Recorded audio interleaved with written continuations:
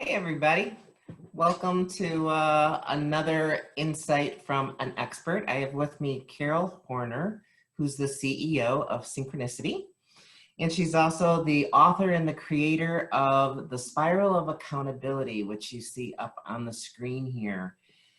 People who work with her typically ask her to give her energy and her insights and the expertise to help get individuals and the plans and the processes within organizations aligned. And what she's discovered through a lot of her work is that if they hit a fog mentality, which then creates foggy behaviors, they spiral down. And so I wanted her to come speak with us today because when we're going through this COVID-19 pandemic situation, all of us are reaching fog. I mean, whether it's the CEO or the business leader, the president, the manager, the direct report, they're hitting it as well as their people are hitting it. So Carol, I'm going to ask you to kind of take us through this spiral of accountability, and then we'll see what prompts up from it, because I'm going to think as those who are just for the first time hearing this and see what it is that's coming up that resonates with, oh yeah, I am in the fog, or what are the sightings that we need to see when someone is in the fog. So go ahead and take us through the spiral of accountability. And thanks for being with us. Thanks, Fitz. So it does begin in the fog, and those fogs are those moments of uncertainty, right? And those moments of just where you don't know what's going on or what's happening next, or you don't understand what a conversation was. And in those moments, which right now with COVID-19, it's a huge fog, and we're all in it together, which is a good thing. It's also a challenging thing to all be in the fog at the same time and be in a similar fog. And that fog is that we don't know what it's going to look like on the other side of this, right? And that uncertainty starts to breed fear. Mm-hmm. And when we get that fear and our self-talk gets going, it is real easy for us to start to spiral down. So maybe initially we thought, you know, this might just last a few weeks. I'm just going to like lay low, stay quiet, and not change a whole lot of processes or how we do business. Just ride it out. 8 weeks into this, riding it out is not a good option. So instead of ignoring the situation by trying to ride it out, then we start to make excuses. Well, this won't work, or that won't work because, or this person is, you know, they've got kids at home and so they can't do this, or we can't do that. And this is all new and processes are this. And we start to make these excuses as to why. And then eventually we start to involve others. And when we do that, we have what I call commiserators, right? Those people that get together and sometimes it's that Zoom happy hour where we are complaining and whining and blaming everybody for our situation, and we're not getting anything done. So that's kind of the downward way that can happen. It can also go the other way. And the challenge is that the downward way is really easy. The other way is a little more challenging because we have to challenge that self-talk of like, okay, so we're in this situation, it's real. It's time to figure out what are our strategies, how are we going to do this differently, how are we going to move forward through this fog, not knowing, without knowing, really clear about what the outcome is going to look like. But we need to move forward. And so taking that responsibility of owning that there's an issue and that we're all in it, right? We're all in this issue. We all have responsibility to it. Is how do I bring people together to pursue some solutions and some ideas and build collaboration, right? And when that happens, then you start to see things like business really just pivoting, right? When they talk about business pivoting and people doing things in a different way and finding, wow, you know, this might actually not be, we might hold on to this idea, even when we do go back, because we're getting creative, right? In that creative, positive process. But that takes a lot of effort. That's not the easy part. We have to bring forth all the skills that we've been learning. So it's interesting because one of the things that we hear is this, you know, leaders in Vistage and mentoring and listening to what the CEOs are going through. They have been in a position where they've realized they have to really raise up their people. And they too are battling with fear. And in uncertainty. They don't know what's going on. During the month of April, that was much of the talk. How do we rise up ourselves? How do we become transparent, I guess, with even our own self-talk? To then say, this is not what we want to be. We don't want to be in a fog, and I don't want to lead you in the fog, and I have the same fear in the same way, and we all need to get up there. So that's very interesting to see what to notice when the fog is around, because even when we walk outside and the fog comes, we don't necessarily see it unless it's so dramatic. Sometimes it just creeps up on us, and pretty soon we're lost, right? So what would be the signs that a leader can be aware of and also teach their troops? This is some of the characteristics of the fog, so that they can be aware of it and in the present and say, I might be in the fog right now. We need to get ourselves to the upper part of what you call, the spiral, building that collaboration and the responsibility. What's some of the signs of fogginess? So the fog, it's a blob in the middle of the model because it doesn't have a lot of clear boundaries. Oh. And we can come in and out of it, right? And so the key is what is happening when I'm in the fog, when I have uncertainty, right, or confusion. What is my reaction to that? And so what leaders can look for in their people is those reactions. And the reaction that is starting to spiral down is if there is avoidance, especially of conflict. If they're avoiding conflict, or there's a whole lot of head doing this, and then you notice the behavior outside of that is really no, we're not really following through with that. Those are signs of spiraling down. If you hear, yeah, but, and this won't work, and and all those kind of statements, and those statements start to become more and more absolute as they spiral further down. And it digs their heels in, right? Versus spiraling up, what you'll notice is a curiosity and a lot of questions. Well, what about this? Have we thought about that? What do you think is going to happen here? And that questioning is actually spiral up behavior. That the other piece of that is when people start to go, I'm really concerned about this. This could be a problem for us.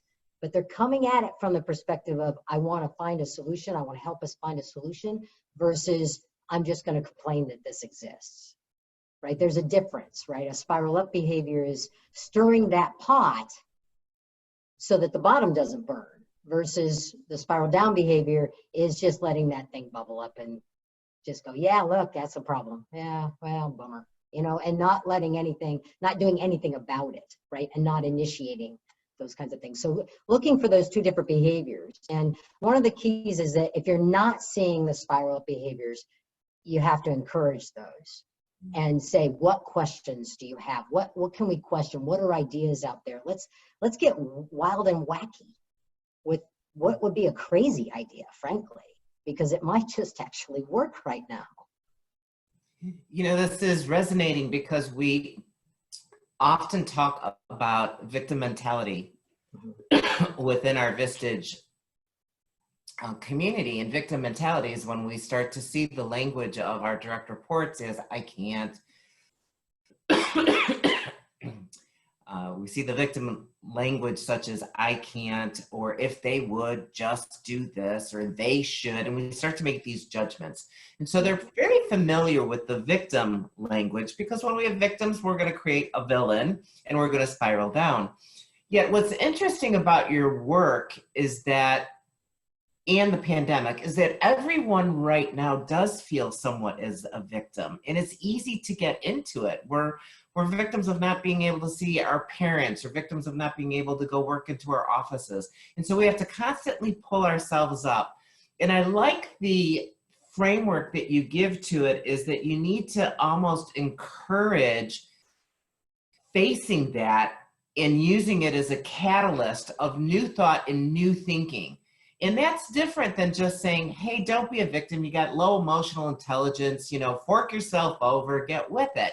You really want to be able to say, oh, I do feel this way. I'm in the fog, and maybe we're all in the fog, and let's do something to propel us. What's the catalyst that we're going to do in our thinking to push us up into new wondering, responsibility, solutions. And I like that. A little wild and wacky. Take on the problem, don't live in it. So take us through the 4 behaviors that are destructive and the 4 productive behaviors so that we can kind of apply that to situations. So sure. And the key is that, you know, I call them destructive behaviors because I want people to understand that when you're not taking responsibility, you are being destructive, that these behaviors make the problem worse on purpose, versus just being the victim of like, oh, this has happened. You start to act in ways that actually make what happened worse. And so I want people to understand what they're doing when they do that. And so when we start with ignoring something, sometimes it's ignoring a problem or ignoring a person, working around somebody, ignoring what they say, don't taking on their ideas. You start to just put it aside. And sometimes it's, I pretend there isn't conflict when there really is. And, you know, and so because I'm not addressing it, it's going to steadily get worse. It has no other way to get better unless it's been addressed. Our feelings we don't work through our feelings unless we go there to do that. They don't just magically get better.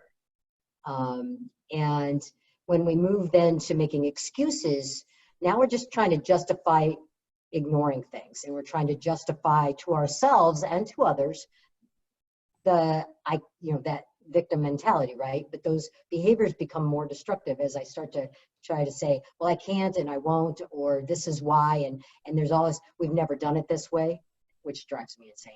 But you know, we've never done it this way. And then you blame and complain, because you do have to find that villain, like you said, Fitz. And that villain is somebody, something, and sometimes it's right now, the villain feels like it's COVID or the government or, you know, this, that, or the other thing, and, you know, associated with it. And the key is in the blaming and complaining, there is no, I can do anything about this. And so that's when it starts to really feel victim. But this is when you really start to get massively destructive, because no one wants to be in this misery alone. So they will find others to join, you know, and it's been nicknamed lots of things. When I was in Texas, we called it crabbing, right? Crabs just start to climb all over each other and they hold each other down, right? I've heard it called the BMW, the bitch and moan wagon, right? And those kinds of things. And, you know, and so if you start finding those happy hours that you're attending being complaining sessions, you're growing your commiserator crowd. And that starts to create, the reason why the spiral gets bigger as you go down is it starts to build momentum and get worse real fast. And when you start to get a group of commiserators and then energy builds, that self-righteousness builds, that contempt builds, and all those behaviors just really wreak havoc. Yeah, very insightful, because there are a lot of those times where we gather everybody in a town hall or a Zoom hall, and we simply say create a safe space for them to put it.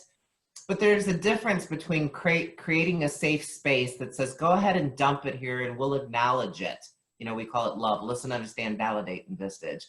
Versus dump it in here, let's mix it up, stir it up, throw it around, drink it again. Yeah, very, very clear, distinct difference. And so let's take them up now. So they find out that they're in the fog, they're in the present moment, they're aware of it. They may even say, hey, the whole team is, or the whole leadership team, the employees, you know, whatever group it is within the organization. They're in the fog, they notice it, they're gonna get out. They've announced it. They name it, they claim it. In the fog, we're moving up, we're not moving down. What's the thing? It starts inside the human, right? Inside of our heads. And what we need to say to ourselves or ask ourselves is, one, is there another way to look at this? Because there is. And what is that? How else can I look at this, right? Can I consider other ways of looking at this situation than the one that I'm stuck on right now? Right? The second thing is making sure that I challenge my assumptions. I'm assuming this. Am I actually right about that? Because I might not be.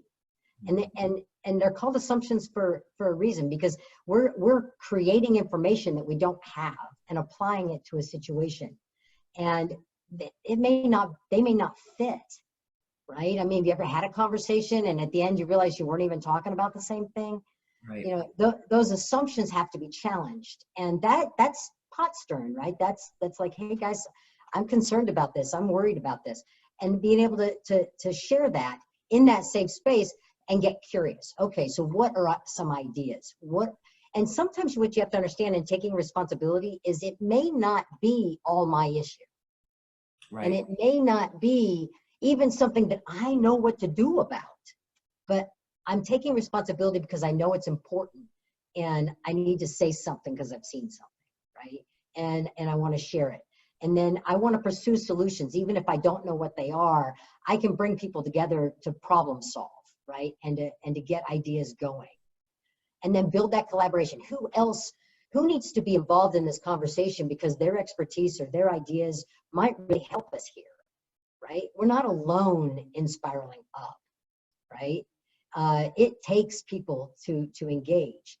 Be the one that engages them, right? And as a leader, getting your people to go together and saying, okay, so what are issues that you're seeing and what can we do about them? What are your ideas? Let me hear them. And then making sure for yourself that you're not doing here's my excuses why we can't do this because I don't see it.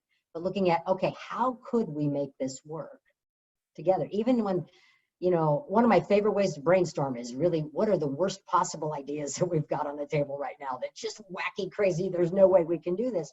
And then say, okay, what about that? Maybe we could pull off and bring it back into a little bit more reality, but yet you've got those crazy, wacky ideas to pull from. And it builds energy, right? Spiraling down builds energy, but it's a really negative energy. And it gets to where it creates a gravity that's hard to escape. Spiraling up builds energy that you gotta go get and you want to go grab. And so it's about coming up after that energy on purpose. And leaders do that. Leaders pull their people that direction. Yeah, this has been great because I always say that emotion is energy in motion. And leaders need to understand that the emotion that they bring is the energy that they bring to their teams. And it's a heavy weight to be able to direct that emotion in the right way. And so it's really helpful to kind of have those steps that you just say, how can I look at it differently? What are the things I need to challenge? What are the new ideas? Let's pursue solutions and even break it apart to find new problems that exist that we were blind to, build the collaboration and start to get that cadence and give it a name, you know, spiral up, spiral into the accountability of those emotions, which is the energy of emotion that you're putting out there. I thank you very much. We look forward to that book you're writing, to the workbook you're writing, to the mini book you're writing, hopefully for all of us on the pandemic. I welcome you into the Vistage community and continue to guide and lead us. For those of you who are listening, we'll have a transcription of this as well. And there is information at the end of this video where you can contact Carol. I appreciate it. Thanks for your wisdom. Thank you, Fitz. Appreciate it.